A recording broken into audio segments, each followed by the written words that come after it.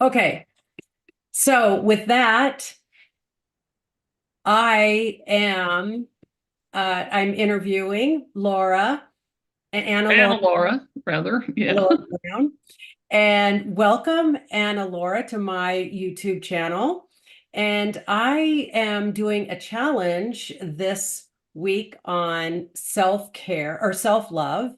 And I know that when we had talked, you had said that this is something that's near and dear to your heart because of because you do autoimmune. You have had one yourself. So just tell me a little bit about what's your story? How did you get into, you have a podcast on, so I'll just let you introduce that. So just tell us how you got involved in, give us um the 3-minute version.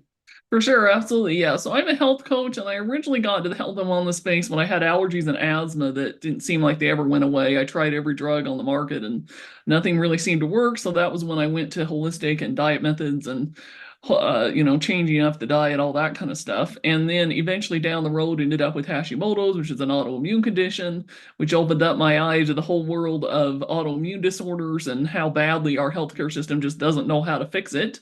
And one of the reasons that we get autoimmune disorders, and actually 80% of them are with women that get them, and then the other 20% are men, is because we have a lack of self-care, a lack of self-love, and that has a tendency to, over time, one of the things that it can be is manifest itself as an autoimmune condition.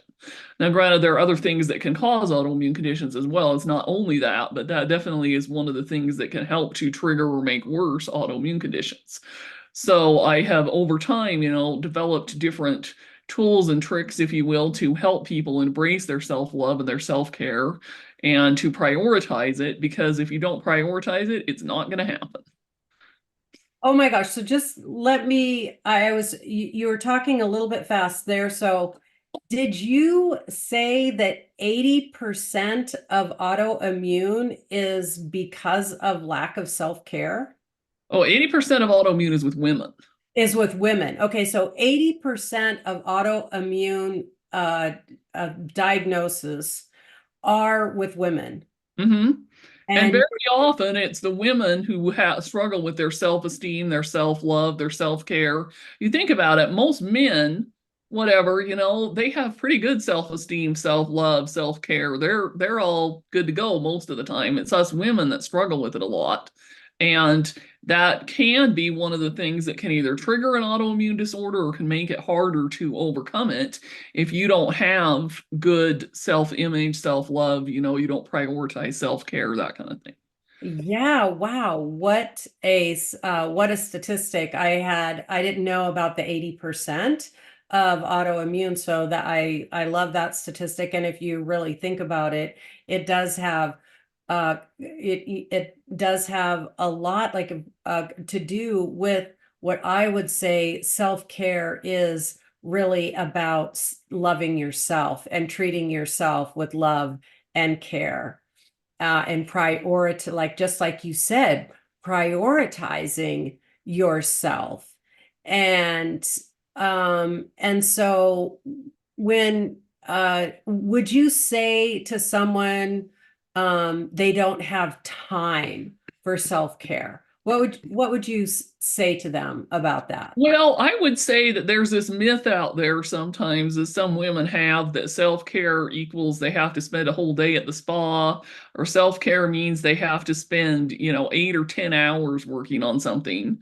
And, if they think they don't have time because they're equating it with they must spend an entire day doing something, then I can see why people would say sometimes they don't have time, especially, they're busy, whether they're running a business, whether they have a job, whether they have children to take care of, all these things, that responsibilities that women have, primarily women, men have some of those too, but and so I would say to realize that self-care isn't about spending an entire day at the spa or entire pampering day, and that self-care can mean something as simple as going to the gym and going swimming for an hour in the morning, or making sure that you slow down and take the time to enjoy a favorite treat or a favorite snack or something, and maybe that only takes 20 or 30 minutes. Doesn't We're not talking about self-care necessarily having to be the whole concept of the entire self-care Saturday or self-care Sunday or whatever you want to refer to it. Yeah, I like this idea about self-care and that there's an idea in our mind about what it's supposed to look like, and then there's an idea of what it actually could look like. And so whenever help my clients in creating some kind of positive change in their life, we always start with small things that you can do. Really, self-care can look like making sure that you get to the doctor for your regular checkups, Yeah. uh, right? Or having some time to yourself. So, this idea that as women, we definitely spend a lot of time taking care of others, Hmm. really, and not really prioritizing ourselves, and that can lead to a lot of problems, not only what, like you're saying, in your self-esteem, but also in your health, because pretty soon it all it's we used to call it, when I did environmental analysis, it was all the cumulative effects, right? Hmm. So all the cumulative effects of not exercising, not drinking enough water, this and the stress. So tell me a little bit. I mean, I know the research that I've done on stress, it has, some people consider it like the number one killer because it leads to burnout. It's actually the number one reason why people don't go to work, for absenteeism at work. It's a huge problem. And stress, and I just have to say, this is a benefit of increasing your own self-love, is that it reduces stress. It's not a selfish thing to do. You actually, there's many health benefits that you receive, and both, not only your physical but in your mental well-being. So tell me a little bit about how, stress, how you talk about stress, For or sure, absolutely. So you're absolutely right. There's a couple things to think about. So stress is also the number one contributor to heart attacks. I believe stress can cause or make autoimmune conditions worse as well. They've also said, statistically speaking, that the most heart attacks happen on a Monday morning and that the ER is busiest on Mondays, partly wow. because you think about people are starting their work week, and whether it's a dissatisfaction with life and having to go to work and stressing people out, or people that just get stressed out at the beginning of the work week and do stupid things and end up with accidents or different things like that. That's kind of statistic that's out there, which, doesn't really surprise me too much. And I think, we just live in a society with too many pressures and demands sometimes, I think, and we need to just slow down and relax and tell ourselves that it's not really that big of a deal, that we can take our time, and that the world's not going to collapse just because we don't get this one more activity done, or just because we don't do this one more thing. I really can understand that, because a lot of times the pressure that we put on ourselves actually, it is, fight or flight, right? So whenever we are under a lot of stress, it's when also our saboteurs, the pleaser, the controller, the judge, the inner critic in us, those things really go to town on us, causing us more stress, which cause us to even have more worry, more anxiety. And anxiety is a really big thing that's happening. But the unfortunate thing around that is that it also keeps us from having access to our higher levels, our higher cognitive thinking ability, when we're so worried and so anxious, then we are not going to be able to access things like our creativity, our passion, the wisdom, being able to problem solve. I remember my sister and I were traveling once, and we got in a situation where it was super stressful. And then later, when we kind of, relaxed and, we're like, okay, rethinking how we could have done it better, we're like, wow, why didn't we do it that way? Well, it was because we were so stressed out in that moment. Mm-hmm. Yeah. Absolutely. So Yeah. I think stress, anytime we're under stress, if we can actually pause and take 3 nice deep breaths. I even say, take some nice deep breaths through your nose, breathe out through your mouth as if you're breathing out through a straw.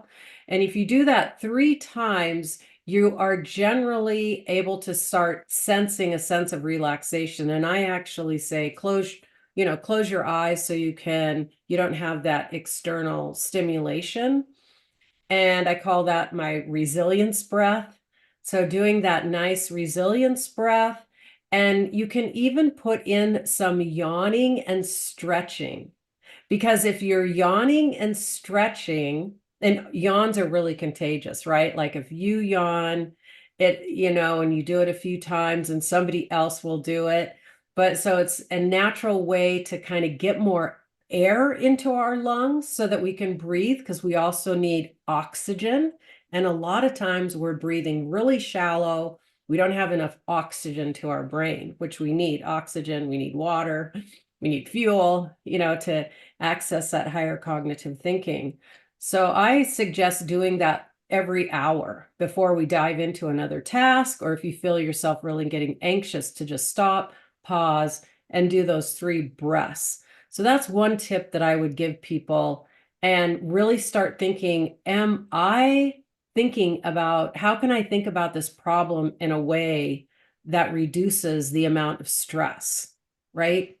Mm-hmm. What are some of the things that you a tip that you could give somebody to reduce stress? Oh, absolutely. So there's a lot out there, and I love how you just mentioned the whole breathing thing. And ironically, I've had several guests on my podcast mention that. And the episode that's coming out this week is actually with a lady that has this whole method of doing the whole breathing and stuff for Hmm. autoimmune is a big part of her healing journey. So it's like that's a big one. I would say another one that, well, actually a couple that people don't even think about is like the fidget spinner can actually be pretty stress reducing. Those had a big surge in popularity a few years ago, and you can just sit there and play with a fidget spinner. I have one right at my desk, and sometimes I'll just kind of sit there and spin if I get a little stressed. Or something like a stress ball. They have those balls that you can squeeze and release the stress into the ball, that kind of thing. Or, Hmm. there's different essential oils out there, but lavender would be a good one to help with the calm and the stress. I have to be a little careful with that one because it has a tendency to make me fall asleep too. So, wrong part of the day, I don't want to necessarily be doing that, but there's Yeah, I others out there definitely, that might not make you fall asleep. But yeah, just some different things as well. Yeah. yeah, I love that lavender one, because you're actually, the sense of smell is so close, so that it really has a big impact on your how you think. And you just have to get to that, how we are thinking, the thoughts that we are thinking are actually are connected to our body.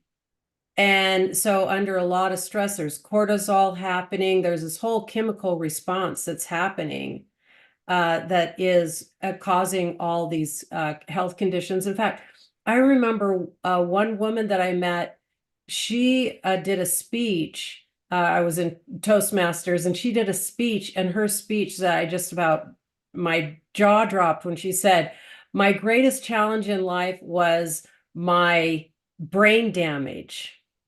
And I was like, wow, brain damage, right? It was like a jaw dropping. I was like totally hooked into her speech after that. Well, she had actually developed that from chronic stress.